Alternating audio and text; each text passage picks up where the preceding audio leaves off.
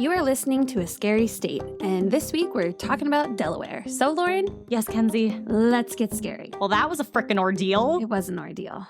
Mackenzie and I started like an hour ago. realized that our microphones don't so my computer doesn't like being cheated on. So, so when Mackenzie plugs her microphone into her computer and then we try to plug it into mine to record an episode, it doesn't like that. It gets mad and fucks with us. So we spent the last 45 minutes figuring out how to get the microphones to work again. And we realized once we figured it out that this is exactly what we did last time. And so we made sure now that we wrote it down. Did we write it down? In our minds.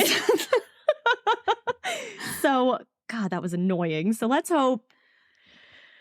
Let's just get right into it. Well, I actually wanted to bring up, I know this always comes out a week after we record. We record on Thursday. This episode comes out next Wednesday. Correct. That submersible. Oh, yeah. Yo. Twitter? Bruh. I think about that and it terrifies me. See, here's the thing. I saw this great tweet where the lady was like, it's great having general anxiety disorder because I'm not even anxious about something like this because it wouldn't even ever in eternity be a possible thing that I would do. No, never. Let alone, doesn't matter having the money. Just absolutely not. And you have to sit in it crisscross. You can't straighten your legs. Only one person can straighten their legs at a time. That's how small it is. It's the size of a minivan. I can barely get through an episode without having to adjust. Yeah, no. Jared and I were playing a board game at my parents' house on Sunday, and I was sitting on the ground. Oh my God. I was like, why is this so painful? And I kept having to change my legs and straighten them and bend them. And I saw another great tweet that said, if you're reading this and you know what the Animaniacs are, you need to start stretching for 30 minutes every day. You'll thank me later. Oh, God, yeah. It's so damn real. it. But yeah, no. I read this one thing that was talking about it, this one guy. He's the survivor of the, at the time, world's deepest rescue mission. Mm-hmm. So him and his buddy had gone down in a submarine and they were down 500-something feet. So not even the 1,000 or whatever. It was 500. And they were saved and they came up with 12 minutes of oxygen left. I'm pretty sure there's it was in 1973. I saw that they found debris. Yeah. And so it kind of sounds like the submarine fell apart. Yeah. So what I think it was it wasn't built well. No. It had a ton of safety violations. And they fired that guy. Yep. And then they still went on, which is, I think, yep. This is going to be insensitive and I'm sure I might make somebody mad, but the reason why this has turned into such a joke is not because people are making fun of someone, but because when the 1% does something and they're in trouble, you have 99% of the country that can't relate. Mm-hmm. Because this would never be a possibility for us in majority of our lifetimes. $250,000, $250,000. Right. I don't think I'll ever see that money. No. And so it's I can objectively, as a human being, not want another human being to die. But then also at the same time, I'm you paid a lot of money to put yourself into this situation and you didn't double check that it would be by far the safest thing you could do. Right. And there's no way you didn't know that that guy got fired. Well, I don't know. And Joshua Gates, he does Expedition Unknown. So his job, literally, he goes to different places and talks about the weird, unexplained things. It's on I think History Channel, but it's really, really good. He had gone into the submarine before this whole thing happened because they were thinking of doing an Expedition Unknown in the submarine. Mm-hmm. But he got in and he was like, this isn't safe. Yeah. And he heard all of the stuff, I guess people talking about it. He's like, they canceled their episode that they were going to do for this because he's like, it's not safe. I'm not getting into the water in this thing. Right. And so then at that point, that's why I'm if all these other people knew that the safety inspector guy, the guy who worked for the company, hey, it's not safe, they fired him, then this guy is saying, nope, it's not safe. There's no way that those really rich people who have connections everywhere were not privy to this information and then still said, okay, yeah, I'm going to go. Yeah. Unless, I could be completely wrong. Maybe they were completely in the dark, which honestly, at that point, I don't understand why that's not the first thing you checked. Just knowing basic knowledge about the ocean, it's dangerous in and of itself. Yeah. And so make sure that everything's copacetic. And then in my theory, there's no way you didn't know. And then you agreed to go on it anyway. Yeah, unless they really didn't know. Because, I get on an airplane. I don't know if the airplane's safe. Yeah, but you don't have all these people who are coming out before you get on to say it's not safe. That's true. I just wonder if they were told that it's not safe and they still decided anyways, like, yeah, I'm still going to go. How would they not have found out? I don't know. They were just like typical, like your passengers. I They weren't like, understand. even though they were labeled as like being subject matter experts or like experts But or there's whatever. no way that this was like a last minute decision. Like this would have been planned. That's true. And they probably had to go through all sort of safety regulations and probably had to like understand what it means to go in a submarine and go hundreds of feet below the surface. Mm-hmm. You know, it's almost like you don't just sign up for skydiving and jump out of a plane. Yeah. You know, so I can imagine there's got to be some level of something for that. Ugh, I don't know. I just can't even imagine being in this, never do that. Knowing you, like, I just hope however they went, it was quick. Yes. And it was painless. Yes.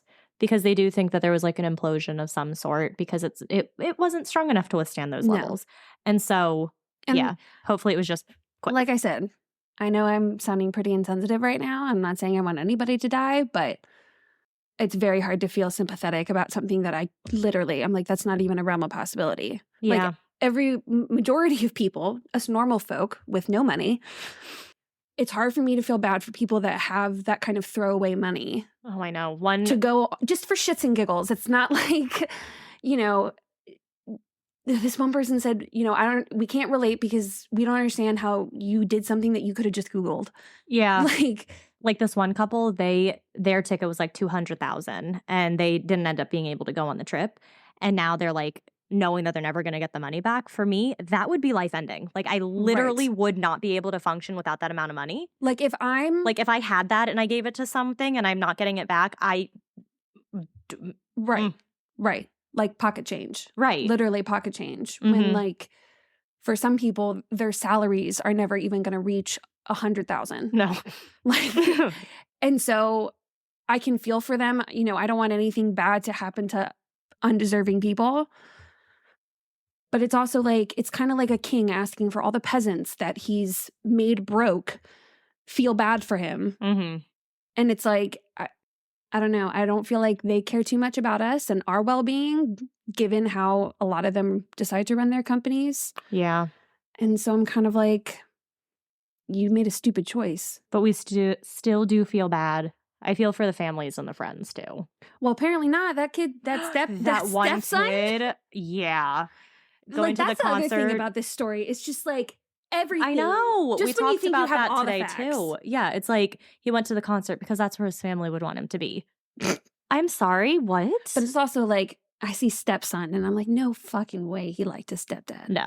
No shot. No shot. Apparently the CEO of the company that made the submarine is on there. Yeah. Mm-hmm. So. Yeah. That's awkward. Like when the guy it's very full circle because, and like very simulation-y because he didn't listen to the people telling him that it's unsafe. And so he goes on it just to realize how unsafe it is. The guy who helped make the Titanic, or like there was, I forget who specifically it was, whether it was the creator or was somebody else that was like in charge. He said that there wasn't enough lifeboats. Yep. But he didn't care because having more lifeboats would have made it more crowded. And less people. Would have looked bad. And they decided to forego the practice of what you do in an emergency. And because the key that held the binoculars, like the box that held the binoculars, was missing. That's why they couldn't pull the binoculars out to look ahead. I had heard that apparently your view from up there is very different than like the perspective of it and how far something might be. Yeah. Is very different. And I had also read somewhere that like a lot of them were trying to show off, like, so they were going really, really fast. And there had been another boat somewhere far away that warned them, and they had like stopped because they didn't want to hit another iceberg. I can't even remember where I saw. I think it was on BuzzFeed Unsolved or something like that. I love BuzzFeed Unsolved. Because by the time that they got the warning from another ship that there were icebergs, they had like gone to bed.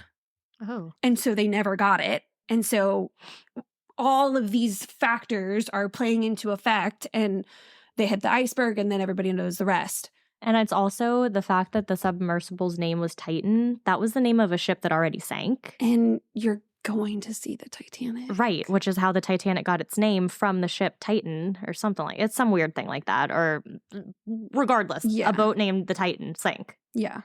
Like with some relation to the Titanic. Yeah. In that same area of water. So maybe don't go there. I don't know. I just feel like it's got to be bad juju. Absolutely. And it's ironic. Again, like you have the safety guy saying it's not safe. You have this other guy coming on. It's not safe. But these people are like, no, this is, don't get me wrong. Awesome experience, I'm sure. But I'm also like, are you that bored? Mm-hmm. Do you have that much money where you've done everything? And this is like last resort. Like I would do this if I was going to die soon. Yeah. Then I'm also thinking, well, you probably didn't make it, RIP, but now your money is useless. You can't take it with you. Right. So now what? I know. I'm on a little bit of a tyrant of like, I'm feeling very Robin Hood-y about the rich. But at the same time, the human in me, I'm like, I don't want someone to die at the cost of making a dumb choice. But I can also recognize, well, that was stupid. Like, yeah. I would just feel bad if they didn't know how dangerous it was. Yes. I would feel less bad, still bad, but less bad if they knew how many people said, this is not safe. And then they still did it. And it's not far-fetched to think that. What, that it's not safe? No, for like, I don't know. I feel like, no offense, or it was probably going to be offensive anyway. It was all men. Mm-hmm. And it would not be hard for me to imagine for someone telling them, here's all these problems, and then being like, we'll be fine. And going anyway. Absolutely. Absolutely. So that's why it's hard for me to say they didn't know. Yeah. I feel like if there's these really well-to-do CEOs, whatever, they're not just going to get on a submarine. Was it all men on the submarine? I'm almost positive it was all men. I could be wrong, but I'm almost positive it was all men. It was like a father and son, and then apparently wasn't the like steering wheel or remote controller or something? Yeah. Yeah. A like PlayStation thingy. Yeah. If you didn't know it wasn't safe until you walked on board and saw that should have been your clue. They were all men. By the way, all men. Yeah. Just saying. Oh, man. All right, well, let's get into Delaware. I could go on a rant forever. Oh, yes, we all know. Once you get me started, man. Ready for some fisticuffs. All right, so as Delaware loves to claim, they were the first state. I mean, they were. But it was only in 2002 that they officially started to recognize the motto of the first state after a grade class asked the state of Delaware to officially recognize it. Okay. They were also the first to fly the U.S. flag in the air. Oh. It was flown in the air. Like on a pole? I don't know, just fly it in the air. It was first flown by the Continental Army during the fight in September of 1777. So maybe on a pole to have it up high. Okay. Delaware has no sales tax imposed by the government. I remember that. Just one of 5 states. That's why every time we went to the beach, we're like, Delaware, let's go Delaware. Apparently, though, because I was saying something to my dad about it years ago. And I could have sworn when I said that, like, oh, that's so cool. We should go to Delaware. He's like, yeah, but there's a flip side to it. Yeah. Like, whatever. It's some other tax is a lot higher. There are over 200 times more chickens than people. I could see that. Delaware is tiny. And it's just a lot of farm. Yeah. I forget how small Delaware is. Yeah. It's really small. Yeah. They are also the only state that doesn't have a national park. Doesn't count like the Appalachian. Well, I guess that's too far west. Yeah. Nothing with the Chesapeake Bay? Mm-mm. I don't know. This is the only state without a cave. Well, okay. And this is a really cute story. Wait, even Rhode Island has one? I guess so.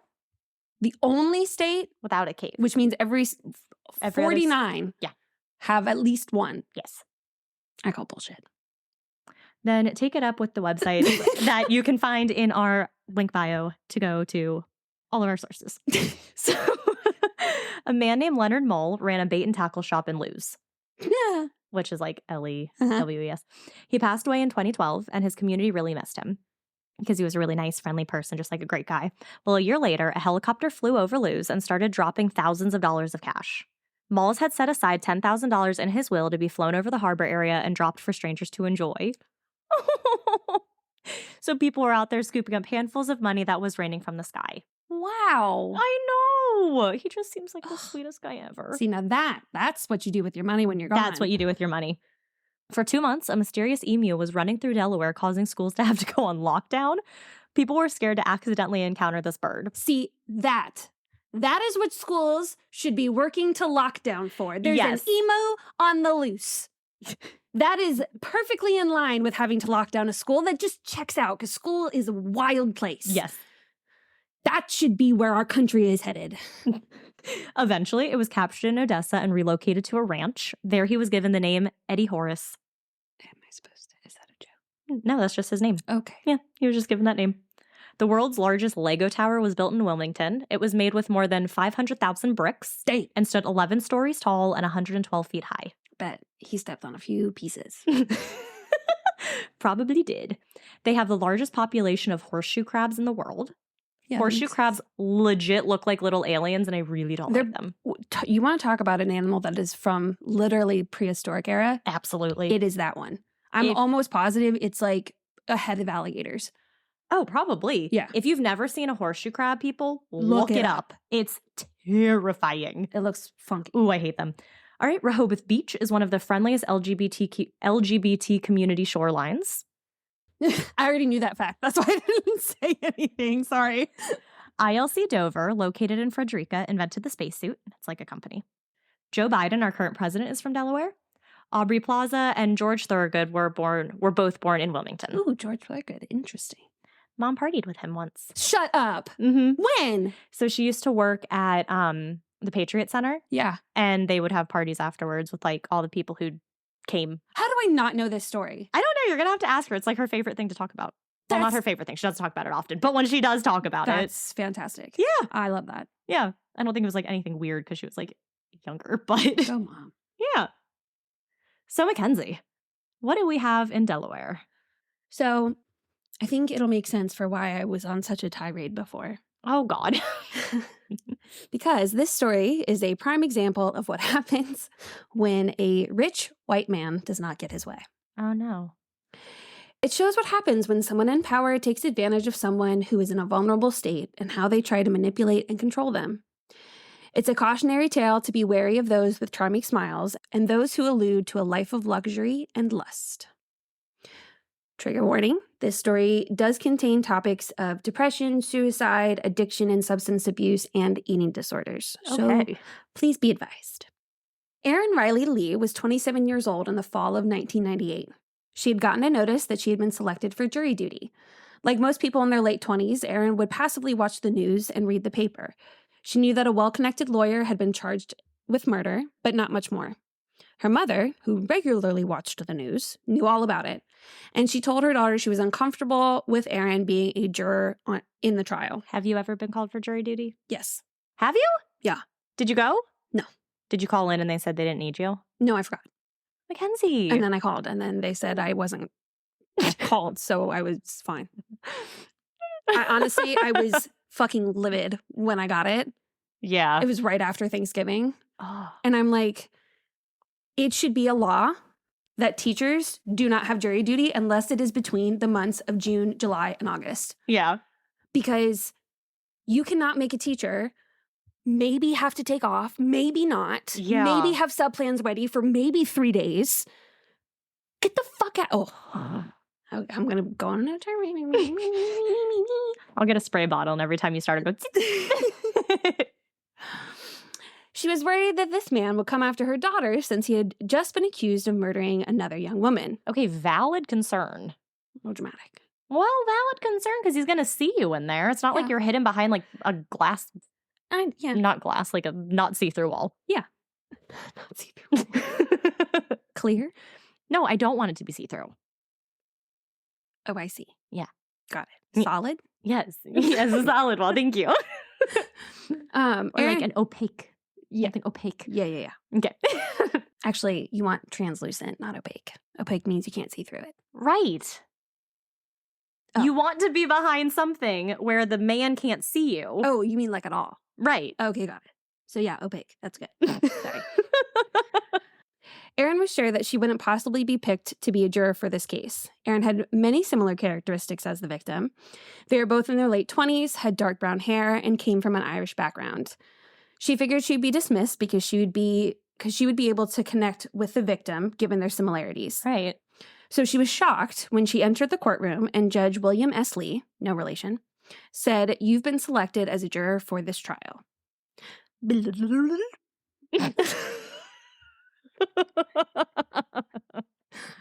What all of you missed last episode or the episode before that, unfortunately, Mackenzie had sound effects that she would play as we were supposed to be rewinding and fast forwarding through her story. The mics didn't pick them up. We did a practice and they picked them up fine. And then in the actual episode, they didn't pick them up. So there would just be pauses when I was listening to the recording where it's just a pause, you and me laughing, and then you starting your story again. But no one could hear it. So Mackenzie decided to make them on her own now so they would not be missed. Yes. So in case you didn't know, we are rewinding. Anne-Marie Fahey had a life full of trials and tribulations. She was the youngest of 6, and she was only 9 years old when her mother died of cancer. See, I know that name, but I don't know how I know that name. I thought the same thing when I was reading this. I was like, I swear to God. Yeah. But I also am thinking, too, there was a case that I'm pretty sure I did. I don't know if it was I did it or you did it, but I think someone's name was Anne-Marie, which could also be the why. Fahey is the part that's sounding familiar to me, though. Oh, well, then never mind. I don't know. Her father took the death hard and slipped into a deep depression, coping with alcohol.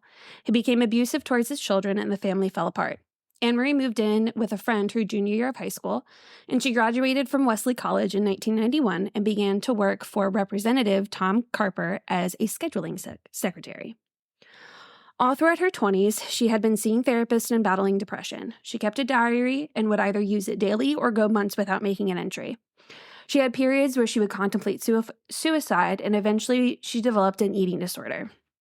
She would take 15 laxatives daily. Oh my God. She was diagnosed with bulimia, which is an illness characterized by eating and then purging by either induced vomiting or the use of laxatives. Oh. Despite the battle she was fighting to the outside world, Anne-Marie could light up any room that she walked in. Kevin Friel, owner of O'Friel's Irish Pub in Wilmington, told reporters, quote, "I'd hear that voice on a Friday night and I'd say, 'Annie's here.'" She would spend her weekends at the New Jersey shore with close friends who would often tease her about being a neat freak. And above all, she loved spoiling her nieces and nephews.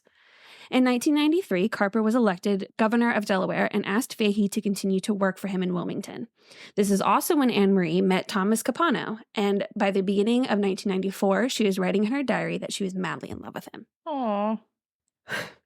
Thomas J. Capano was the oldest son of a custom home builder, Louis J. Capano. At 13, Capano started working for his dad. He later would try to say he wasn't a spoiled rich kid. He said, "I shoveled, I dug a lot of dirt, I moved a lot of concrete, I moved a lot of lumber." He would regularly be seen volunteering at St. Anthony's Catholic Church in a working-class neighborhood, but also golfed at the prestigious Wilmington Country Club. There it is. He attended Arkmere Academy, which is an all-boys Catholic school in Claymont. Sounds fancy. It does. He was valedictorian of his graduating class and was a football star. He graduated from Boston College Law School in 1974 and returned to Wilmington to work as a public defender. He then became a prosecutor and then a deputy attorney general before joining a law firm with a bunch of rich white dude names and would handle commercial real estate deals and personal injury cases. In 1984, he left the law firm to serve as Wilmington City Solicitor, I don't know what that is, under Mayor Daniel S. Frawley, who was an old rugby buddy. Remember, kids, it's not what you know, it's who you know. Absolutely. In just 3 years, he became the mayor's top aide. Former city commerce director Brian J. Murphy described Capano as, quote, "Everybody knew Tommy was in charge. He ran the city." Even though Capano was a Democrat in 1990, the then governor, Republican Michael N. Castle, would often look to him for legal counsel. Capano became a familiar face in the city's political, social, and financial circles. Capano had married his high school sweetheart, and together they had 4 daughters. Kay was a nurse practitioner, and together they lived in a posh neighborhood in Wilmington. Capano and his wife had been married for 25 years when he met Anne-Marie. He stayed married as they carried out their affair. He was also seeing Susan Luth, who was a legal secretary, and Debbie McIntyre, who was a private school administrator. Wait, so he's seen like 4 women? Apparently, throughout his marriage, he saw 8. Yeah. How? Okay, just a question. How do you have the time?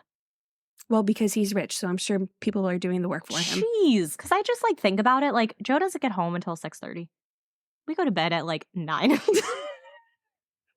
I'm like, we see each other for like 3 hours a day before, the weekend. I'm not saying I would, but I would have more time than he would. But I don't know how he would have the time to, Couldn't tell you. I just don't understand it. And I feel like if you're like the super successful businessman, how do you have the time? Because he didn't start from the bottom. He was already at the top and just had to step up one more step. Started from the top and I'm still here. Yeah, exactly. Yeah. Mm-hmm. Thank you. Well, this might help explain why he had the time, because McIntyre's ex-husband was a partner in Capano's law firm. So Capano worked with McIntyre's husband. Mm-hmm. And one of the articles even said that McIntyre considered Capano's wife a friend. And then they started an affair that began 15 years ago. God. Still going. God. Yes. So as you can see, great guy. Really good guy.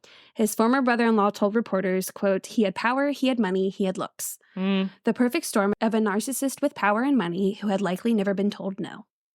Remember, kids, just because you don't get your way does not mean you can throw a fit about it. It's good to regulate your feelings before doing something you regret, like murder. Throughout 1994, Anne Marie's diary was filled with romantic references to a handsome attorney who was a father of 4 daughters. Capano made her feel safe and secure. A close friend of Anne Marie, Kim Hortzman, I might be saying that wrong. It's okay, I call her Kim. So, Okay. Told reporters, quote, he treated her like a princess, and she had never been treated like a princess before. He gave her a sense of stability. The stress of keeping the affair secret only exasperated her eating disorder. The lavish gifts were not enough to balance the uncertainty and unsettled nature of the affair. By April, Capano had told Anne Marie that she would be better off with an unmarried man. For 10 months, there was no mention of Capano in her diary. She had dated a man who worked with her brother and did some traveling in Ireland. In January 1995, Anne Marie lost her therapist when he died in a car accident. Oh, how depressing. Yeah. She wrote in her diary, quote, Bob Connor's death has hurt me, affected me more than anything. I lost my best friend, mentor, the man with the greatest smile. My being after Bob's death became the little girl growing up in a chaotic world. I lost a sense of trust. I thought it would be easier that way. And Bob was a therapist. Mm-hmm. It's kind of an interesting way to describe your therapist. Apparently he was like the one person, apparently he was a really big deal, like in her life, like a huge supporter. And I get that, but the part calling him like a best friend?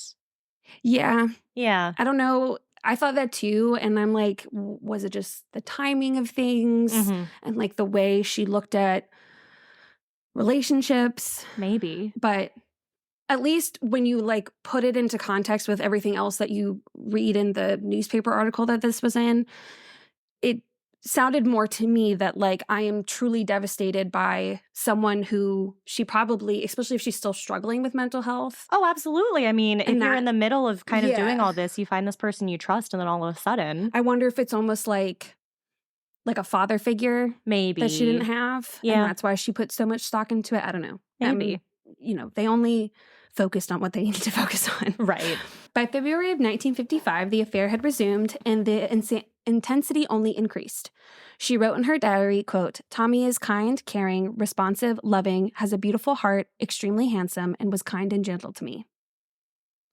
Come summer, the affair began to get rocky again. In the fall of 1995, Anne Marie was introduced to the community affairs chief of the MBNA American Bank, Michael R. Scallan. Anne Marie did not want Michael to find out about her affair with Capano. She was scared he wouldn't accept her relationship with him. And by now, Capano had separated from his wife and was renting a $2,000 a month apartment. By himself. Can't relate. His ass would definitely be on the submarine. She would downplay her feelings about Michael to Capano. Anne Marie's friend Kim told reporters that Anne Marie was trying to give Capano the impression her relationship with Michael was just casual. In reality, Anne Marie had fallen in love with Michael and wanted to end her affair with Capano once and for all. As hard as she tried, Anne Marie always found her way back to Capano. A former boss of Anne Marie, Al Frankie, told reporters that in February, Capano tried to give her a Lexus, which was her favorite car, for her birthday. Oh, casual. One of the only good things that you will hear about Capano in this case is that in the winter of 1995, he did try to get Anne-Marie to enter a treatment program. Oh. However, he was becoming very demanding and needy, according to friends of Anne-Marie. There would be times that he would call her up to 15 times a day. Oh, my God. Frankie told reporters, quote, she broke it off because he was being very demanding and putting a lot of restrictions on her. What time she would go to church, who she could see, where she could go. No. At one point in December, Capano demanded back all the gifts that he had given her. He went so far as to go into her fridge and take out a jar of salad dressing that he had brought over. Are you kidding? No. Kick his ass to the curb. Yes. With his salad dressing in hand. Absolutely. Eventually, he stopped calling and returned all the gifts. Anne-Marie went weeks without having much contact with Capano. I wouldn't even want the gifts. I'd be like, you keep them and stay away. Right. She even wrote in her diary in April of 1996, what a controlling, manipulative, insecure, jealous maniac. Oof. Anne-Marie was still struggling with her bulimia, and Capano was someone that she could confide in. He knew all the details, even down to how many laxatives that she would take daily. Michael wasn't aware of any of this. Anne-Marie wanted to tell him, but she was afraid to lose him. By late spring, early summer, Anne-Marie, who is 5 foot 10 inches tall, weighed 117 pounds. Oh, my God. Capano and Anne-Marie started exchanging emails in May and talked almost every day after that. Wait, who and her? Capano. Oh, okay. When Anne-Marie fainted at her office, it was Capano who she called to pick her up. For the next few weeks, Capano would bring Anne-Marie food to encourage her to eat. He brought her Gatorade to try to restore her electrolyte imbalance and even bananas to restore her depleted potassium levels. He even took her to one of her favorite restaurants, Ristorante Panorama in Philadelphia, which also, side note, apparently he took all of his mistress's places out of town because Wilmington is a small town and he didn't want to get caught. Right. Although I'm like, at this point, I bet you everybody knows. I mean, probably. Probably He's like not this as hot, slick. good-looking guy. Yeah. You know, people have probably heard, wait, you were talking about him? Wait, you were talking about him? Right, exactly. He was trying to boost her spirits. Witnesses say that both of them looked like they wanted to be anywhere but there. Oh. On the way back to Delaware, they stopped at Capano's place so he could give her the gifts he had bought her, a dress from Talbot's, videotapes in Spanish. She was fluent, so it's relevant. And groceries. I just remember when we were in Spanish class in like high school, our teacher would put on these Spanish soap operas. None of us knew Spanish. Yep. It was like Spanish too. Mm-hmm. And she would be in the back laughing at these shows. And all of us were like, we don't know what they're saying. Nope. And then he took her home. June 27th, 1996 was the last time that anyone would ever see or talk to Anne-Marie Fahey again. This was her last entry in her diary on April 7th, 1996. Happy Easter. Well, another year has passed since my last entry, and man, oh man, has a lot happened. I've been through a lot of emotional battles. I finally brought closure to Tom Capano. Later in the entry, she wrote, now I look back on that aspect of my life, I realize just how vulnerable I had become. For one whole year, I allowed someone to take control of every decision in my life. All right, so now we're going to go through a little bit of a timeline. Okay. June 29th.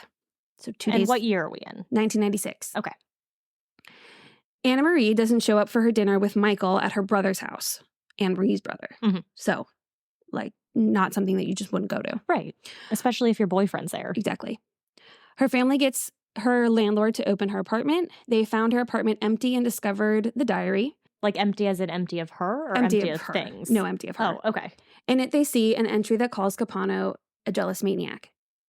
This was when her family found out. Oh, that she had the affair? Mm-hmm. Oh. Like, it's interesting because as you're reading it, you obviously know. Right. But then her family found out when they read that diary. Oh, what an awful way. And then her boyfriend, Michael, found out when everyone else did. Yeah. Yeah. So the only people that knew were like therapists. Mm-hmm. Probably a best friend. Yeah. That Kim girl, she knew. Mm-hmm. Maybe one or two other people. But yeah, she kept it very close to the chest, which is why she had such a hard time with it, because she did not like the fact that he was married. Like, she had immense guilt over that, obviously. Yeah. And so that was really hard. And then also trying to make sure that, like, people didn't find out, mm-hmm. and, like, keeping it from her family and things like that. Which probably isn't easy either. Right. So that's when her family did go to the police and report her missing. On June 30th, police go to Capano's home at about 2:30 in the morning and then later that day at 2:30 p.m. They question him about being the last person to see Anne-Marie alive, and he told them that he had dropped her off at her apartment after fixing a faulty air conditioner and he had left around 10 p.m. The police search his house and car but find nothing suspicious and label this as a missing persons case. Important to note, he just kept telling people for like months, oh, she's just at the Jersey Shore with friends, I'm sure. Like, I don't know where she is. Maybe she went to the beach. Okay. Yeah. On July 2nd, Anne-Marie's hairdresser told police that Anne-Marie told her that Capano was stalking her when she started dating Michael. She also said that Anne-Marie was afraid Capano might hurt her. Ooh. On July 4th, 300 people gathered to search for anything that would indicate where she was or what happened to her. Mm-hmm. July 5th, President Clinton called Governor Carper, Anne-Marie's boss, and governor, and offers the help of the FBI. Police also returned to Anne-Marie's apartment for more clues, and they found her clothes from that evening and the gifts Capano had given her. But her family told investigators that her bed was unmade and belongings weren't put away, and this was very out of character for the supposed neat freak. Mm-hmm. The messages on her answering machine also were unchecked, which is something that Anne-Marie did habitually. July 11th to 25th-ish. Okay. Capano's avoiding police in their efforts to question him about Anne-Marie. Yeah, that doesn't make you seem guilty at all. Right, being very dodgy. Okay, so a bunch of things happen at the end of July. So I'm just going to go through them all. Okay. So Ruth Bolin, who's Capano's maid, told investigators that she cleaned the house on July 22nd and noticed that a love seat and carpet that were in good condition had been replaced. Shaw Taylor, project manager at the Middle Capano's construction company, told the FBI that on July 1st, Capano had ordered him to have the half-filled trash dumpster emptied. FBI notices that earlier in the month, Gerard J. Capano, the youngest one, sold his boat with no anchor.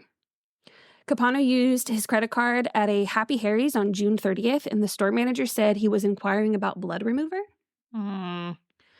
Investigators discovered that Capano showed up at his ex-wife's house at 7 a.m. on June 28th to borrow her Suburban. Her what? Suburban. Oh, it sounded like you said Suburban, and I was like, what's a Suburban? Suburban. Car. Anne-Marie's psychologist told police that Anne-Marie was afraid of Capano and doesn't think Anne-Marie would go to his house willingly. July 29th, state prosecutor Stephen Walther says that Capano is a suspect in a criminal investigation. July 31st, investigators searched Capano's home, car, and his wife's car for 11 hours. They found 2 spots of Anne-Marie's blood, and FBI labels this case as a federal kidnapping probe. So, pause. So, when I'm reading this, like the big turning point was when investigators discovered that he had called some carpet place to get a new carpet and doing all these things, and the guy being first of all, he's too rich. He would never do it himself. Mm-hmm. He would have somebody do it for him. Number 2, he's renting something. Mm-hmm. There's no reason that he would be putting anything up. But because he was buying this new carpet and asking all these other things, they were like, that's sus. Right. Now, they didn't have DNA at the time, but I guess whatever blood type, or what was it? Blood. Oh, plasma? It's not blood type, but it's like a category of blood. Yeah, it was her plasma or something, like platelets. Something that they were able to do at the time because they couldn't match blood, but they could be like, oh, your blood pattern is the same as this person's pattern. There's something like that. Yeah. This percentage chance that it's the same person. It wasn't, it's not something where it's like, oh, 100% you have the DNA matching because, right. Yeah. Right. So they find these couple spots of blood and it apparently matched her. On August 5th, investigators notify Capano's attorney that he is under investigation by federal grand jury. August 12th to the 16th, investigators comb through trash and the dumpster where the Middle Capano's construction company emptied their trash. They came up empty. Mm-hmm. No couch, none of her belongings, nothing. On August 29th, 6 people testified before the federal grand jury, including Louis Capano, the middle brother. September 4th, 1997, court papers indicate that Capano asked someone to hurt a legal secretary who rejected his advances in the early 1980s. To hurt? Mm-hmm. How? I don't know. It didn't say. Ew. October 8th, FBI raids home of Gerard Capano and seized 2 grams of cocaine and marijuana and 21 weapons. Prosecutors threatened to charge him with a federal charge that could land him in jail for up to 10 years. Early November, investigators are given an alibi from Capano's law firm that he was in State Harbor, New Jersey on June 28th with his brother. November 8th, Gerard Capano tells prosecutors that he helped Capano dump a body wrapped in an anchor off Stone Harbor on June 28th, 1996. Jeez. Because he don't want no jail time. So he said, fuck you, and flipped on his brother. Mm-hmm. He tells them that the body was first discarded overboard in a cooler that wouldn't sink, even after Thomas Capano punctured it with a sharp gun. When that didn't work, Capano went and wrapped her with an anchor. He vomited in the process and then threw her overboard. November 10th, Louis Capano tells prosecutors that he saw the sofa in his trash bin on July 1st after Thomas told him that he put Anne-Marie's personal belongings in there, and there was like a big blood stain on it. Jeez. Or something. November 12th, 1997, police arrest Thomas Capano and charge him with first-degree murder. His brothers testify before the grand jury, and that evening he was arraigned and ordered held without bail at Gander Hill Prison. I talk about Gander Hill. Look at that. It's probably because it's a small state and Stanley prison. Yeah, probably. November 13th, a fisherman turns over a large fishing cooler with a hole in the side. Oh. He told investigators that he and some friends had found it in early July 1996. February 3rd, 1998, brothers testify at bail hearing, and Louis said Thomas told him he threw a gun away a few days after Anne-Marie had vanished. February 4th, Debbie McIntyre agrees to cooperate with prosecutors and tell them how she bought a gun for Capano 6 weeks before Anne-Marie disappeared. February 10th, trial date is set for October 6th. In March, inmate Wilfredo Tito Roast tells prosecutors, tells prosecutors that Capano offered him $100,000 to kill McIntyre and his brother Gerard. Another inmate, Nicholas Perillo, said Capano plotted with him to have McIntyre's house burglarized, and this was corroborated with drawings of McIntyre's floor plan. On June 18th, Anne-Marie Fahey is officially declared dead 2 years after she disappeared. On August 31st, he is charged with 3 counts of criminal solicitation for the alleged plots to kill his mistress and brother. On October 6th, trial begins. Erin Lee Riley could not believe how many women were on the jury. Oh my God. Right. We're back to her. Including her, there were 6. One of Capano's defense attorneys would tell reporters 20 years later that Capano was a pain to deal with. One of his lawyers quit early on because of how difficult he was. Dang. He wanted to run the show, and he was the one who told his lawyers to put young women on the jury. He thought that he could woo them with his charm, and they wouldn't convict him. Is that even allowed? I thought it had to just be random people on the jury. No, you get to pick. That sounds stupid. But will both sides pick? Yeah, I still think that sounds stupid. I think, not Casey Anthony, but like her defense or whatever was trying to get older men on the jury because they would look at her as a daughter. So his team was like, no, because then that is going to make them identify with the victim. That's not a smart idea. But he is so conceited and narcissistic that he's like, no, put them on there. I can woo all of them. Yes, I will. I'm so attractive and so suave from sitting in a courtroom that that's what's his, Oh. Erin even noticed on one occasion when the jury was asked to leave, she saw Capano check out one of the younger jurors. Erin heard about all the events that led up to and right after Anne-Marie's disappearance. She witnessed Capano testify that it was his mistress, McIntyre, who shot Anne-Marie in a fit of rage when she caught them together. As if she didn't fucking know. Mm-hmm. Yeah. And you're a mistress. So right. What? He admitted to putting Anne-Marie in the cooler, but he had been gentle and didn't break any of her bones. And he did it because he was trying to protect him and his mistress. She got to see Capano's unstable emotional side when he was ejected from his trial after calling the prosecutor who was cross-examining him a, quote, heartless, gutless, soulless disgrace of a human being. This was after the prosecutor accused Capano of using his children to manipulate Anne-Marie and Debbie McIntyre. Shots fired. Wow. Yeah. When Debbie testified against her longtime lover, she said she bought him the gun because he said he needed to protect himself against extortionists. He drove her to the gun store so she could purchase a .22 caliber Beretta. I'd be like, why don't you go purchase it? Power. Control. She admitted to lying at the beginning of the investigation because she was trying to protect Capano and herself. Delaware. This part fucking kills me. Delaware's Chief Deputy Attorney General Keith R. Brady said that he and McIntyre had a sexual encounter while Capano watched. This was to testify towards his controlling nature. Oh. And then apparently the deputy attorney general took an unpaid leave of absence after he testified. Oh. The prosecution showed the jury the cooler that Anne-Marie had been put in, and Erin asked herself, could a dead woman's body really fit in the cooler?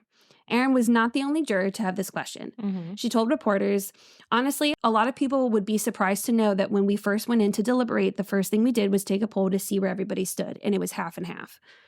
Erin was among the jurors who thought he was innocent. At some point, someone suggested that they should see if Anne-Marie could have really fit in the cooler.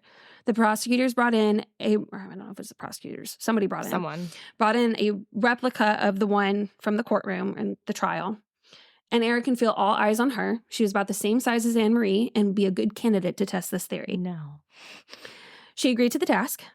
In court testimony, Capano said that he laid Fahey's body into the cooler on her side. He said he pushed her knees into a fetal position, but insisted he broke no bones to make her body fit. Capano also said that he had wrapped her body in a cotton blanket. When Erin tried to fit into the cooler, she had a very hard time getting in that position specifically and then having it close. Mm-hmm. They realized that Capano would have had to break Anne-Marie's bones or worse to get her to fit. Right. This helped jurors see Capano as a manipulative liar and a cold-blooded killer. They found him guilty on all charges, and the judge sentenced him to death. Whoa. In 2006, his death penalty was overturned and he was given a life sentence. Why was it overturned? I'm going to go ahead and assume Delaware got rid of the death penalty or something along those lines. Damn. I didn't really say, and I was, at that point, I'm like, whatever. Right. And on September 19th, 2011, Capano died of a heart attack at age 61. Apparently, he was very overweight. Really? Apparently. Like, after being on death row and being secluded, which I'm like, I saw one place where it was like, oh, he was emaciated. But that was like right at the beginning. And then this one said that for all these years on death row, like, got really depressed. And so just, I guess, eating all the time. I don't know. Or just not exercising. Like, I don't think you can eat whatever you want in prison. I mean, there's like the commissary kind of type thing. I know that's not what it's called, but you can get food from there. But I feel like, if you're not exercising, you're just kind of sitting around all day. Right. So, but the reason I say this is because Judge Lee, who was the judge for his case, said, quote, he ate himself to death. There's no question about it. His father died of a heart attack. He knew he had a heart condition. Once his appeals ran out, I think it was suicide by food. Wow. So 20 years later, the News Journal did a whole spread on like different people's perspectives, like the prosecutor, even like the defense attorney for him finally spoke out. This juror, Erin, like that's how I got a lot of her perspective. And then she also the reporter interviewed the woman who had written an article about Anne-Marie back in 1996, like August. So it was right before he was arrested. Wow. And she was talking about how she was trying to call him, trying to get him to go for an interview. Right. Apparently he decides to call her back and she's like shocked and he wants an off the record interview. And so the only thing she says, though, is as she's like listening to him and like wondering like why, she was like, oh, he's trying to seduce me. Like he is doing what he always does and like making it sound like he is not this awful whatever. Right. He's like this good looking, calm guy who would never be able to be a monster. And she was like, I'm older. I'm married. I had that time in my life where I would have fallen for something like that. Like, this is bullshit. Right. He tried to say that Anne-Marie was schizophrenic, bipolar, and on a cocktail of antipsychotics. But every time she asked for proof, he couldn't give her any. Right. So all that being said, this was I think 2 days before he got arrested. And so I really liked kind of how she summed up what this case kind of represents. So I'm going to read it to you. Anne-Marie, by all accounts, was an average, ordinary, likable, and sometimes fragile young woman whose life was marred by tragedy and marked with triumph. She lost her mother to cancer as a child. Her father struggled to raise his kids alone, and she had an eating disorder. She studied abroad, got a good government job, a creative, rich, fast-track BMW driving, custom suit wearing hot shots, similar to the ones I'd known in my 20s, courted her. She was in over her head, and she was young, naive, and inexperienced in how the world works.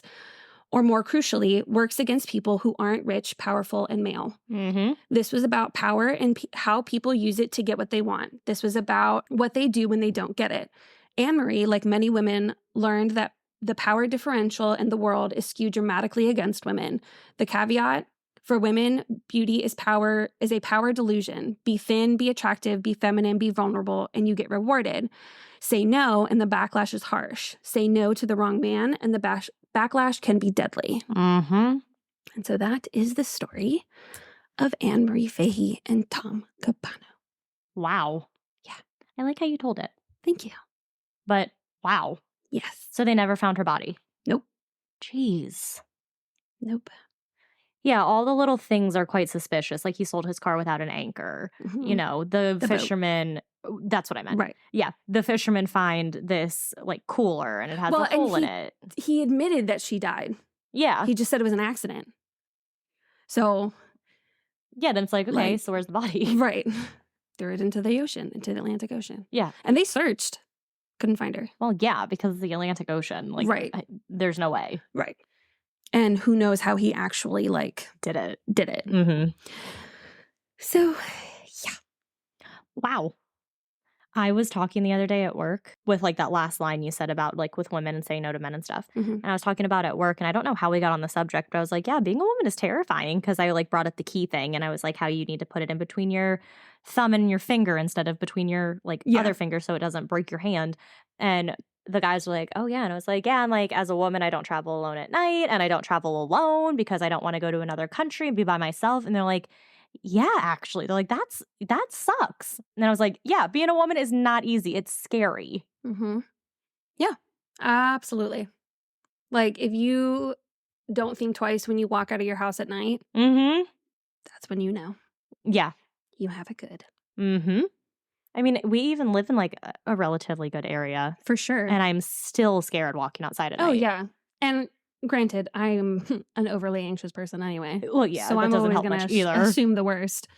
But yeah, even my street is well lit. Mm-hmm. There's buildings right on top of each other. It's not like you're in the middle of nowhere. It's not like there aren't very obviously people around. Mm-hmm. And still I'm like, someone's going to kidnap me. Yep. Yeah. I felt better when I had a dog because I was like, it's too inconvenient to try to kidnap me and the dog. Absolutely. So I was like, I have an advantage because I have the dog and I'm just inconvenient at this point. Mm-hmm. Now I'm not so inconvenient anymore. Yeah. I was going to say you just have to gain a lot of weight because then that would be a little inconvenient. I heard that too. I heard that, yeah. Yeah. As awful as that is, I heard that somewhere. They say that a lot of times when people have trouble with losing weight, it's because, not all the time, but a lot of the time, the reason that they struggle is because at some point in their life, they were either molested or sexually assaulted. And in order to almost protect themselves, they overate. They did all these things to try to make themselves unappealing. My God, so that it wouldn't happen again. Sad. Yeah. So that's why it's when people are talking about fat shaming and body image and all that, the point is not that we're trying to advocate that anyone should be unhealthy or hurt themselves or whatever, but it's about giving grace and compassion to somebody whose story you don't know. Yeah, exactly. To cast judgment. And I've been the first to cast my own judgments. I'm not some righteous do-gooder, but, for people who are always up in arms of oh, everyone's so sensitive now and blah, it's yes, and times, I'll give you that. Mm-hmm. But we're just being more respectful. Right. We're trying to be more human to one another and recognizing, I don't know your story. I don't know where you came from. I don't know what experiences you've had and why you think the way that you do or why you act the way that you do. And until I take the time to know that, who am I to cast judgment thinking that my choices are any better? Right. So Soapbox number 125. And step down. Well, that was good. That was intense. Yes. But you're right. Like, there is something about this that I'm like, I feel like I've heard this before. Yeah. I don't know what it is about that last name, but it's just something about the last name. And I'm wondering, because there was no body, there was another case, I don't know if it's that we did or something, where it was like the first murder conviction without a body. Yes. There was something like that. Hold on. I'm Was trying it to like find. in, I like, think Rhode I talked Island? about something in North Carolina. Jamie Fraley. Mm. So maybe that's why it sounds so familiar to me. I don't know. I don't know either. But yeah, no, I think you are right. I think you might have covered it. Someone might have covered it. About to go look. So, Mackenzie, tell us what state you found. Kansas. Yes. The guy had murdered Richard Grissom. Richard Grissom. What Lauren said, had like kidnapped and murdered these 3 women, and I don't think any of their bodies were ever found. But he was still convicted. He was still convicted. So I think he was maybe like the first, like, technically serial killer convicted without bodies.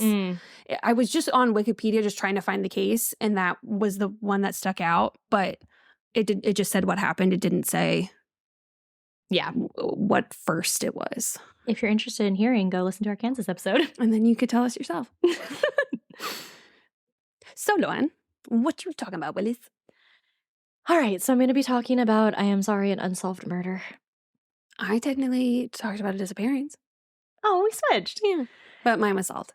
Yeah, mine's not. In 1986, Jane Prichard was a 28-year-old University of Maryland graduate working towards her master's degree in botany.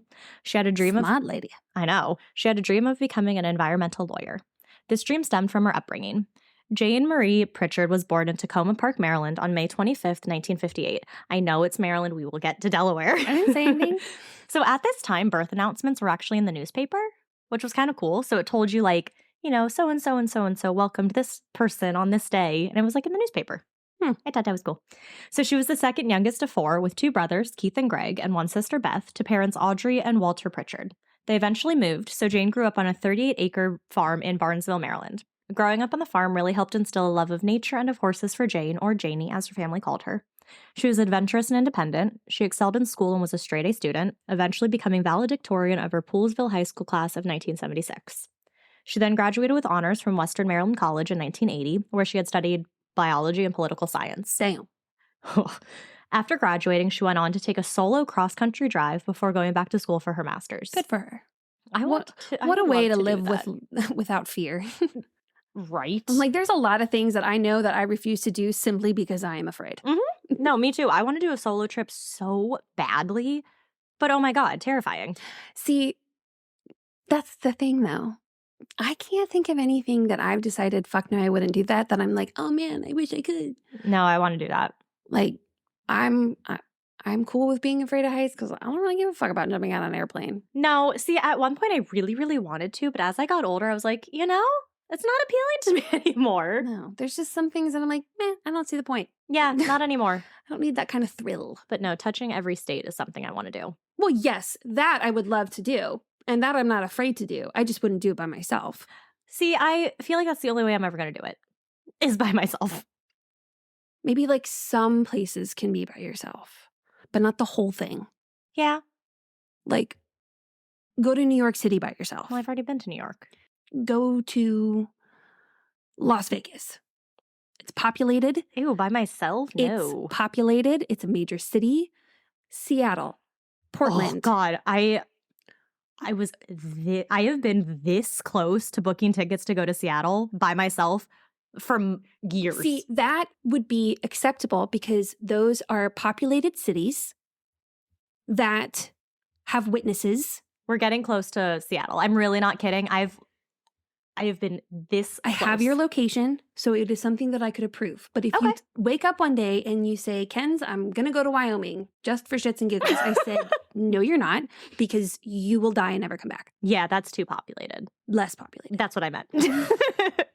Okay, Seattle, Portland, one of those. Any major city. I think state capital would be fine. Yeah. State capitals usually are big cities, right? Yeah, but they're not safe. Okay, no major city is fucking safe. Are you kidding me? That's true. I didn't say safe. I said populated. But then I wouldn't want to go to an unsafe place. That's dangerous. You know, I'm trying to help you. So we'll get back to Jane. So she moved to Clarksburg, Maryland to be closer to school, and to support herself, she got a job in Silver Spring, Maryland at the Brookside Garden, a botanical garden in Montgomery County. My aunt lives in Silver Spring. Oh my gosh, I wonder if she knows of the Brookside Gardens. Probably. We've been to Silver Spring quite a few times for concerts. Mm-hmm. So working here at this botanical garden only furthered her passion for botany. So now she was able to actually work in a place that had plants, study That's the really plants, cool. and still go to school. I Wow, think it is she really found cool. a job for her major. Congratulations. How rare is this? Wow. So as you can already sort of tell, and as you said, she took her research and her academics very seriously. Very smart, very driven. She once delivered a speech to the Ecological Society of America, a meeting that was taking place in New York to describe the work that she was doing in school. So her speech that she gave was so impressive that the editor of the Society's journal told her to write it up for publication. Wow. She also helped out as a teaching assistant to the undergraduates in her program. Her botany professor, Forsyth, was the one who originally accepted Prichard as one of his students.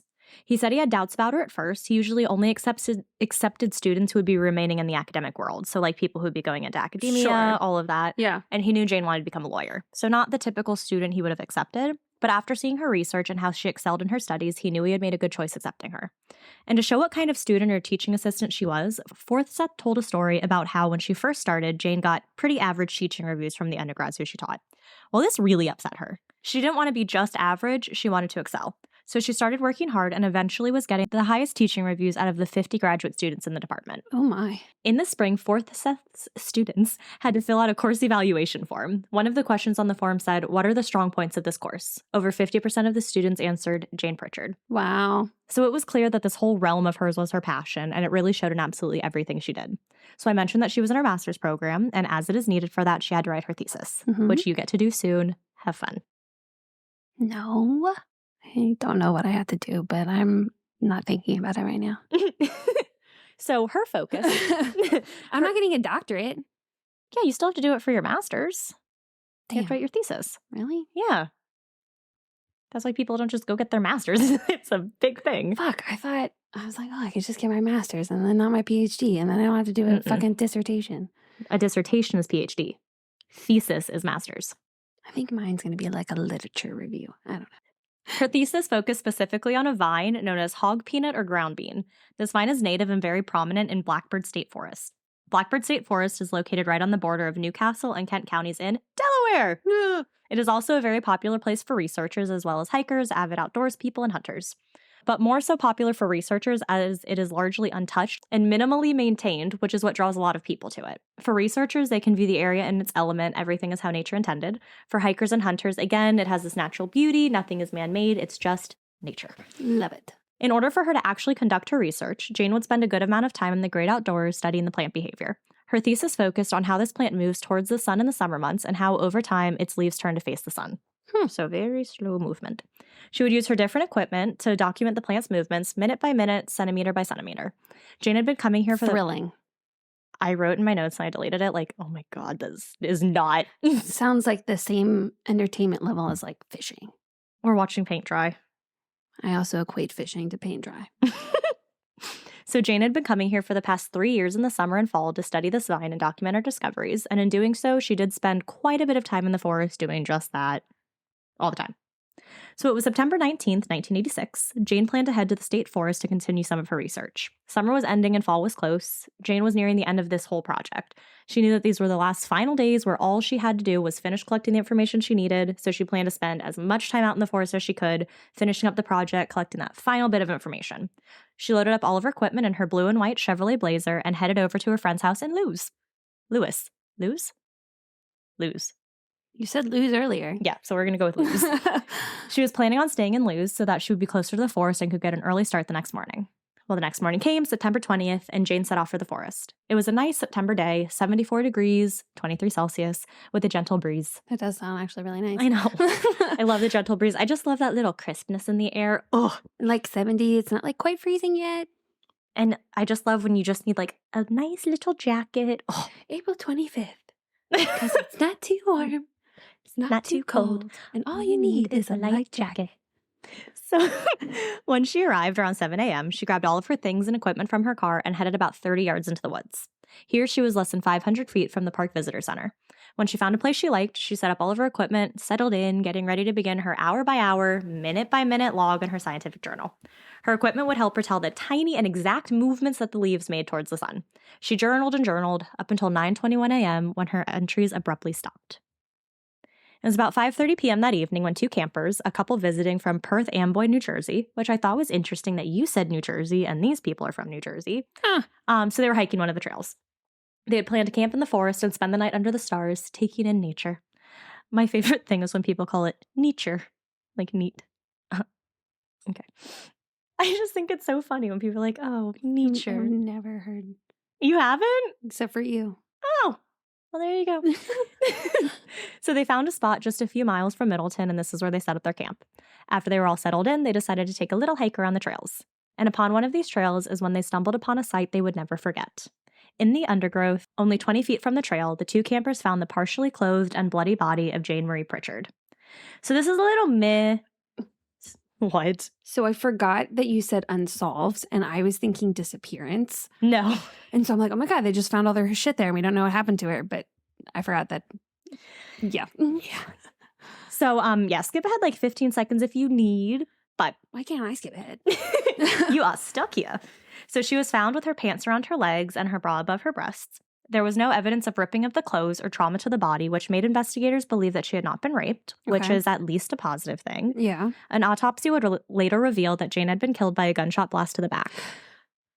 I'm going to pop up on the soapbox for just half a second because, I mean, whether or not this actually happens, I don't know. But on every fucking TV show that you see that has crime and whatnot, and they're looking at the body, and the first thing they ask is about sexual assault. It seems like everyone's always relieved when they say no, even though the person's still dead. Yeah, but it means that they didn't have to go through that before. Right. That's not my point. My point is that the charge for murder and how many years you would stay in jail obviously is much higher than rape. And quite honestly, most people don't get convicted, or I know. There's the whole nine with that it's an issue of itself. But it's like when you're relieved that even though the person still died, that, well, at least that didn't happen on top of everything else. Right. You got to put more work into, more attention into that. Like if that's how people are feeling, then everyone's essentially saying without saying, this is a big deal. Yeah. And like, if you do survive, the trauma afterwards. Oh my God. Yeah. You know, like I remember one Criminal Minds episode, and it was some guy who was like assaulting people or whatever. And the victim was saying like, please don't tell me how lucky I am. Like, I don't feel lucky. Right. And then one of the characters later on, when they had found like the last person, you know, she was saved, he was like, do me a favor. Don't tell her how lucky she is. Right. Which is why I didn't want to say like, you know, right, it's such a good thing she wasn't raped. It's like, right. Well, like, you know, it's like, that's the one positive. Right. And you know what I mean? Like, it's hard to find the right word for that. My thing wasn't, you know, I can't believe we're saying that. And my point being, we all agree this. We all feel this way about a situation like this. And yet this is a type of crime that doesn't get punished as much as it should. It doesn't get punished, doesn't get dealt with. Because it might ruin their life, Mackenzie. As it fucking should. God, that part. I'm going to step off that. I'm going to be up here for hours. Mad. Okay. So, autopsy reveals that she had been shot by a shotgun, but the gun had been fired twice. So one bullet had hit her in the back of the neck, and one had hit her in the shoulder. The blast damaged her shoulder and neck, and Jane died from blood loss due to her wounds 20 feet from her setup area. The two campers immediately called the police. Police showed up, and the initial investigation began right away. Forensic scientists were called in and began searching the crime scene and surrounding areas for anything at all that could provide some piece of information. And they did find something. Forensic scientists were able to find a single pubic hair on an igloo cooler that Jane used for containing a good amount of her botany equipment. The hair obviously did not belong to her, so it was Okay. collected. And though it wasn't a long hair, they were hoping it would be enough to use for some DNA, because this is also at the time when DNA is not big. Right. Like, they're hoping it could be used for something. Yeah. So DuPont County technicians also conducted an analysis of the shotgun pellets that had been used on Jane, but again, came up empty, couldn't really find anything with that. Additional evidence, not sure what this evidence was exactly, that was found at the crime scene was collected and sent to the FBI crime lab in Washington, D.C., which I didn't know that was a thing, and I think that's very cool. Like, I know there were crime labs, but I didn't know it was in D.C. I know the FBI building's there, I just didn't know the crime lab thing. I thought it was in Quantico. I don't know, this website said D.C., so maybe there's multiple ones. Well, Because I know there is a crime lab in Quantico. Yeah. Well, and my thing is just like Criminal Minds makes it seem like Quantico is in DC and it's not. Yeah, like we could drive 20 minutes from DC to Quantico. That's why I'm like, do other people realize how far away Quantico is from DC? Quantico and DC are not close. You're going to be in traffic. When they say the FBI crime lab in DC, do they know? Is that really like legitimately in DC? There's no way to know. There's no way to know. So I went to the FBI crime lab. Somewhere. So it was also around this point that the police realized that this wasn't a hunting accident. They were looking at a homicide. Okay. Not long after the investigation began, the police made a public announcement to the community asking for cooperation from anyone who had been in the forest the day of the murder to please call them and help provide any potential useful information, as they were running on very few clues. They received 48 calls from people who had been in the park at that time, who attempted to help and give police leads for the killing. And with that, they ended up performing more than 300 interviews from the leads that they received. Damn. Yeah. But nothing came from any of those. Then, on September 22nd, the police received a call from someone. This call was from a man in his 20s, 27 to be precise, Michael P. Lloyd, a janitor at the Stewart Pharmaceutical Company near Newark. He claimed he had been out in the woods the morning that Jane died squirrel hunting. He said he even saw her conducting her research. He was able to provide a detailed description of the clothes Jane had been wearing, the equipment she had been using, and even the car she had driven to the park that day in. Sus. Lloyd went on to say that while he was passing Jane, he saw that she was talking to another man. He was able to give a pretty good description of the man, saying that he was a Caucasian male, medium build with a beard. He was between 5'9", 5'10". He was also wearing a brown jacket and blue jeans. His description... Oh, so not generic at all. I know. His description was given to an artist who drew up a sketch of the man, which Lloyd said was a pretty accurate depiction. Okay. If we can remember, we'll post that picture. I never remember. I know. And I listen to these things and I mean to tell you and then I forget as I'm editing. It's a whole thing. So the amount of information that Lloyd had kind of piqued the cops' interest in him. So they asked him. Yeah, that's like a lot of detail. It's a lot of detail and more than they've gotten from like the 300 other interviews they did. This was like the one of 300 where they're like, how do you know so much? Or at least like remember. Right. Especially if it's such a day that's not a big thing if for you don't, right? Like if you're not thinking of it as a big special occasion, you're not going to be paying attention. Like if you ask me what I ate for breakfast on March 5th, I'm not going to know. But if you ask me what I ate on March 2nd, my birthday, I'd be like, oh, let me tell you everything I ate that day. Exactly. Yeah. So their interest was piqued. So they asked him if he wouldn't mind coming down to headquarters the next day so that they could ask him a few more questions and kind of sort out this information a little bit more. So on September 23rd, Lloyd came down to headquarters. Police Chief John McCarnan later spoke on the interviews with Lloyd, saying, quote, Lloyd was interviewed at great length concerning details of information surrounding events and observations on his part. He went on to say, based on inconsistencies in his account of what he observed concerning Miss Prichard's movements and activities, Mr. Lloyd became a subject of closer scrutiny by our investigators. Okay. Over this time, Lloyd ended up being interviewed 4 times by police. It got to the point where Lloyd said that they called him every day for a week. That's annoying. Very annoying. So it was clear they were suspecting him when, at one point, they asked Lloyd if maybe he was suppressing something that he didn't want to remember about that day. Meaning, like, you did it, and you're just trying to keep the memory away. Knowing what they meant, he told them that that was the only way anything could have happened. Quote, but I know consciously I did not do it. So he's saying, like, you know, the only way anything could have happened is if I blocked the memory out. And he goes, but I didn't do it. Like, I know I'm not blocking anything out. I know I didn't do it. Right. He finally told the police that he felt harassed, and they told him that he was no longer a suspect in the case. Okay. Around this time, on September 27th, 1986, a reward was posted for information that would lead to a capture of the person who killed Jane. The reward reached over $3,000 after multiple donations came in from different companies all over the area. Now, remember the evidence that was sent to the crime lab in D.C. or wherever crime labs are or the FBI? Well, apparently the results came back and contained crucial evidence that would link Lloyd to the death of Jane, though exactly what this evidence was never released. On October 2nd, Highly suspicious. it's all very weird. So on October 2nd or October 3rd of 1986, Michael Lloyd was arrested at his home without incident. Many hunting-type weapons were confiscated from his home at this time, along with a shotgun, which, at that time, was believed to be the murder weapon. Oh. Lloyd was charged with first-degree murder and possession of a deadly weapon during commission of a felony, so mainly a weapons violation. Mm-hmm. He was sent to Gander Hill Prison in Wilmington and would remain there without bail until his trial. At this point, a lot of 10 speculation... years too soon. Was that when your guy was there? 96. 97? Yeah, 10, 11. Yeah. So at this point, a lot of speculation and wondering was going on. People were unable to figure out a motive for the crimes. There was no indication that Lloyd and Jane were acquainted in any way, which led Police Chief John McCarnan to believe that the murders were a crime of opportunity rather than anything else. He went on to theorize that Jane had been shot and killed around 10:30 a.m. on September 20th, right when Lloyd was in the forest. Just for shits and gigs. That's what he's thinking. Okay.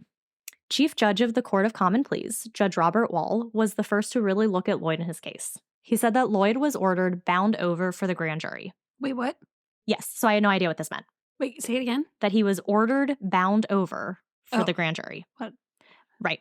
I was like, that doesn't sound grammatically correct. So Avo.com told me that what this means is that the judge in the preliminary hearing found probable cause to believe the charges against the accused and are transferring them to a higher court for the prosecutor to then present to the grand jury to seek an indictment, usually a felony indictment.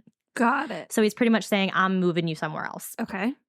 Once a case is bound over, it sits in a state of limbo until the grand jury is able to act on the case. Okay. This Avo.com had attorneys weigh in and help answer the question. Patrick Joseph Morrow said, quote, "It means the case is being transferred to common pleas court, felony court, to see if a grand jury will formally charge you with a felony. It also keeps the speedy trial ticking." I think he meant clock. It also keeps the speedy trial clock ticking. 270 days from arrest to have your trial. Every day in jail counts 3 times. So it would be a 90-day limit if you were in jail the entire time. So it's making sure that you have a quick trial. You're not just sitting there forever. Yeah. So pretty much bound over means transferred. Okay. So he's going to be transferred up to the grand jury. Got it. Judge Wall said that Lloyd's indictment was expected to occur in mid-November of that year, and it would be held in Wilmington at the Superior Court. And at this time, Lloyd's defense attorney was Joseph A. Hurley, who worked in private practice. That doesn't mean anything. I just throw his name in there. So also at this point, Detective James Hendricks took the hair that had been found at the crime scene and personally holding the evidence, flew it to a lab in California so that the hair could be tested against Lloyd to help build a case against him and be able to really stick it to him that he's the killer. Why did you fly all the way to California? That is, at the time, the only lab that could do anything with DNA. Oh, okay. Makes sense then. I said, cool fact about this lab. Yeah. At the time, Yeah. This was the only lab in the U.S. that could analyze DNA. And Jane's case became one of the first cases to use DNA in this way. Okay. Yeah. But so he was too nervous about this one singular hair, one piece of evidence getting lost. Yeah. So that's why he took it on his person to go bring it to this lab. Yeah. When the results came back on the hair, they revealed that they didn't match Lloyd. What? Oh. To even further this, Lieutenant Fred Calhoun had given a description of the man who had been last seen talking to Jane, this crucial witness in the case. Mick Carnan, the guy, the chief dude, said that Lloyd didn't fit the description of that man. So he had to be released. He was, and by August 1987, all charges against him were dropped. He had served 10 months in the Gardner Hill prison for a crime he didn't commit. And it's really sad for him. So he was just being a good guy, helping out, giving police information about a murdered woman. Yeah. Information they had requested, and he gets arrested. Yeah. No good deed goes unpunished. He said he lost everything, including his job, his apartment. And then he said, quote, "I would never make this mistake again. My advice is don't get involved." He said he gave police the description of the man he saw talking to Jane because he thought it was his civic duty to report. Yeah. That's why I'll never forget, during orientation for college, they would always say, the police officer would come in and they would have to say to us, okay, you should report it and you won't get in trouble. And I reported something and I got in trouble. Right. We had this one girl who got really, really drunk, and we had to call 911 for her because she couldn't even say her name, and her name was 4 letters. And we had a sip of alcohol because we were little freshmen and we were nervous to drink. So we had a sip of alcohol. And my RA talked to my roommate and she was like, "We each had a sip of alcohol." And I was like, "We're underage. Why the frick would you say that?" And it was 1 sip. One sip. It's not like we were chugging all one sip. Well, and like the idea is supposed to be a lot of people, especially kids in college, won't take a friend to get help or report anything because they themselves have been drinking or drunk and don't want to get in trouble. But so it was supposed to be like this amnesty thing. Right. So we had told, and we had to take an alcohol class. We had to pay a $50 fine, and I had to take this 4-hour alcohol class. And I was like, okay, so what you're telling me is that I should not report it. And the guy goes, no, we just want you to know what to do in the fact of like in the case of alcohol. And I said, next time I see a girl dying on the floor from alcohol poisoning, I'm not calling. He goes, okay. And I was like, if you hadn't gotten me in trouble, I'd be more inclined to help people. But because you got me in trouble for helping someone? Right. Why, how's that any incentive to do it again? Right, exactly. So what this means for Lloyd and the cops is that the cops again are back to ground zero with no idea who could have done this. Police continued looking into Jane's case, though. They were unable to come up with any motive or anything for why someone would shoot Jane and leave her body. But with her being partially clothed, a sexually motivated attack was suggested, though it was never confirmed. They also went back and looked further into the 25 to 50 hunters who had been in the area on September 20th, but still nothing came from any of this. Unfortunately, with no new leads, Jane Prichard's case went cold. When her memorial service took place, over 350 people were in attendance. Wow. So that happened in, like, the 80s. Mm-hmm. So in October of 2014, the Newcastle County Police did something really cool. Newcastle? Yeah, wasn't your guy's name like Castle or something? There was a castle, but then also the one I did in Pennsylvania was from Newcastle. Oh. So Newcastle County Police Chief Colonel Elmer M. Settings announced that they had created a cold case homicide squad to take a fresh new look at murders and cold cases that have not been solved from the 1970s onward. Okay. The county police jurisdiction has 40 to 50 unsolved homicides, all dating back to 1971. It was led by Detective Thomas Orzechowski and former Senior Sergeant Glenn L. Davis. Detective Orzechowski had been a detective for almost 9 years, mainly working major crime to include active home invasions, rapes, and robberies. He said he had been honored when he was approached to be on the squad. Sergeant Davis had retired after 20 years on the force and had also worked major crimes and did some detective work. He said that with updates and advances in technology, there's a lot of evidence that has the ability to produce new DNA to test for a number of these cases. The first case to be looked at by this new squad was Jane Prichard's case. Sergeant Davis said that there are a number of items that have been collected from the beginning of Jane's case at the crime scene that have already been sent to laboratories for further testing. Haven't heard anything. Okay. But still, unfortunately, as of 2020 and as of when I started to do this research, nothing new has come forward on this case. And even now, I couldn't find anything, but the cold case squad is not giving up hope and are continuing to look into the case. So, of course, we have some possible theories of what happened to Jane. We know that any theories of an accidental shooting have been completely ruled out. Right. They know it wasn't an accidental hunting incident. Okay.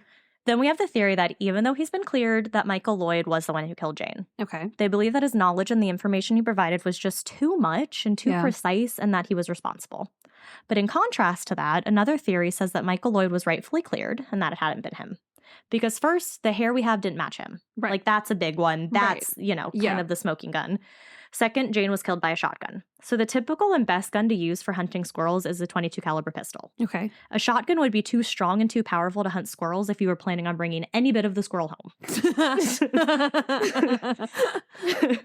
But some have come back to say that maybe Lloyd did have a shotgun with him, but switched out the gun or had a smaller pistol with him for the squirrel shooting part of it. Okay. But it was already determined that he didn't know Jane. There would have been no reason for him to have killed her. He didn't know her. Right. So that takes away any potential motive that we could even try to use to link Lloyd and Jane. Yeah. Another theory is that maybe it wasn't just a random act. Jane had been constantly coming to this forest to look at this particular vine for the past 3 summers and falls. Mm-hmm. So she had a routine. She stuck to the routine. That's literally immediately what I thought when you told me that. Yep. I was like, always well, the if same she's place. Gone back. Yeah. Yep. So maybe someone had been tracking her and following her and her habits and just so happened to follow her out there on that fateful day. But again, what would their motive have been? Sure. One article I read said that maybe this person did try to attack or rape Jane, but she had fought back. So the attacker resorted to killing her. Jane was well liked, so it didn't seem like she had any enemies or anyone who would actually want to hurt her, so maybe it was just a random attack or just some weird stalker person. But to counter that, maybe it was just a completely random person who just happened to be in the woods that day. So not someone who was following her, just someone who happened to be there. And just decided. They saw her alone and took the opportunity. kind of what the cop said where it was a crime of opportunity. Mm-hmm. Though he was trying to point that at Lloyd, it could have been, Yeah. Again, it was theorized that Jane may have been sexually assaulted. So again, maybe this person tried to attack her. She fought back, causing the killer to actually go through with murder. Maybe even the person who had reportedly been talking to Jane that morning, who we have the composite sketch of. The cold case unit did re-release a composite image of a hunter who was seen in the area on the day that Jane went missing, the one who reportedly had been talking.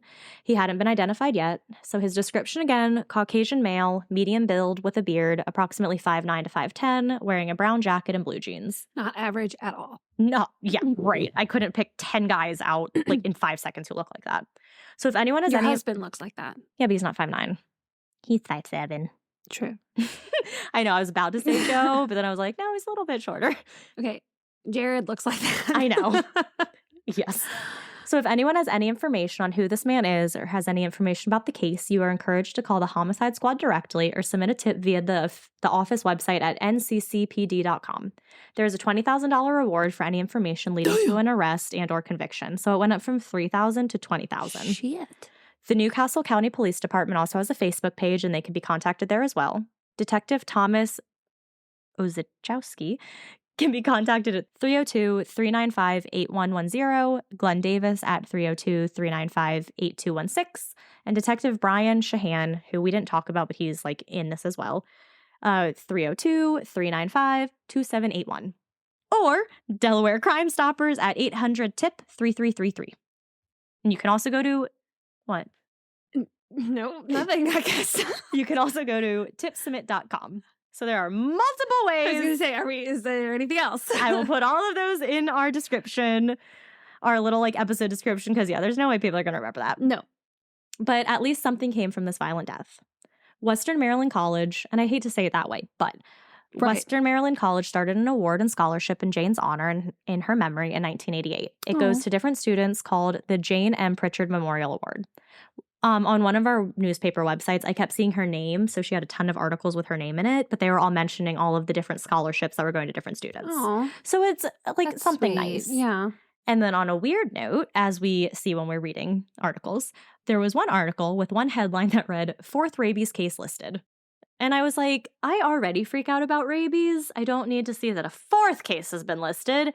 And it's just like the weird. But that's from the 80s. I know, but still. That was even worse then, because then you knew you were going to die. Like now you know you're going to die. You're not there. But rabies are still a very real thing that if you don't get it treated, you're going to die. Yeah. You're not there. Where? In Delaware? Not only that, but it's also not the 1980s anymore. Okay, so there's probably more cases. Oh my God. But back to somber. Yes, so that is the sad and unsolved murder of Jane M. Prichard. Wow. I know. It's so sad. I feel like that happens a lot when someone like disappears in the woods or is killed in the woods. I feel like anytime we talk about something like a situation like that, it's always very difficult to find the person who did it. Yeah. And like these woods, like I said, they're not like a super well-maintained area, but they're still a popular area. Right. Like it said that one day alone, there were 25 to 50 people in the woods. Right. Like that's an insanely high number of people. And she didn't sound far from where she was either. She wasn't. She was 30 feet from her, or 30 yards from her car, and only 500 feet from the visitor center. Right. Which is like very close. Yeah. What do you think? I definitely think it was some rando. Yeah. I think it was some random person that either was stalking her, like maybe it could be one of those weird things where like they had an interaction that in everyone else's eyes would have been very brief and non-rememberable, but for this person, you know, it meant something that it didn't actually mean. And then they became obsessive and finally found the courage to go up and talk to her. And then one thing led to another. Ugh. That's why don't have routines. Like don't walk the same route. Don't do the same things. Try to switch it up. I think that every day when I leave for work, because sometimes I leave at different times and I'm like, ooh, if someone was stalking me, this would really throw them off that I'm leaving now. I think about that regularly because I'm like, you are so set in your ways. I know. And it's like, you can't be. And I like if I have to make a stop like on my way home or even to work, 9 times out of 10 I forget. until I get home and remember, oh, wait, no, this is where you needed to go. Yeah. We become such creatures of habit, and it's just like, I get very irritated when someone disrupts my habit. Same. So the past couple weeks, I haven't been able to do my normal like work after work routine because we've had like weddings, we've been traveling and stuff. And it just like threw me off big time. And now I'm like finally getting back to my habit. And I'm like, oh, I can go to this after work and I can do my normal things. Like my schedule is back how it needs to be. Yes, absolutely. But yeah, I mean, we just like our routines. So hopefully I'm just not interesting enough for somebody to stalk. That's what I'm hoping to. Well, Delaware, small but mighty. Small but mighty. Mm-hmm. Well, thank you for listening. As always. Follow us on everything. And I'll say it again because we've had a couple people. Thank you for the 5-star reviews and rating us. If you do, send us an email at ascarystatepodcast@gmail.com letting us know that you rated and reviewed us. And if we don't reply in like... Double check that we wrote the email right. Yes. Or not, no. We need to double check. Yes. So you let us know if you didn't get it. Right. If you don't get an email from us or we don't acknowledge your email or something, let us know. Yeah. Because we had a case where recently someone rated and reviewed us. Thank you very, very much. And then replied and was like, hey, like I haven't really gotten a reply back from you guys. And Mackenzie's like, shit, I spelled your last name wrong. Okay. You know what? If there is ever a case to prove my dyslexia is real, I think this is perfect. So yeah, if you don't hear from us in a couple days, just be like, hi, because it's 99% going to be an us issue that we will fix immediately. 100%, especially if I'm the one to have typed it in. Yeah. That's why we are still doing our fun game where if you see any social media posts and there's a spelling error, email us. I don't think you understand how incessantly and like obsessively I read over all of those posts to make sure. No, you've been doing good. Yeah, because I literally read it 3 or 4 times. But if anyone still finds a mistake that somehow skips Mackenzie's eyes, message us and we'll again send you a little something for finding it because it's just a fun game. I think I should get a prize. Okay. Have a couple more correct and I'll get you a prize. So many correct. I know. And I'm writing a lot. You are. It's very cool. Thank God no one can see my notes because those are all messed up. Red squiggle, red squiggle. All right, well, thank you for listening. So stay scary. Stay safe.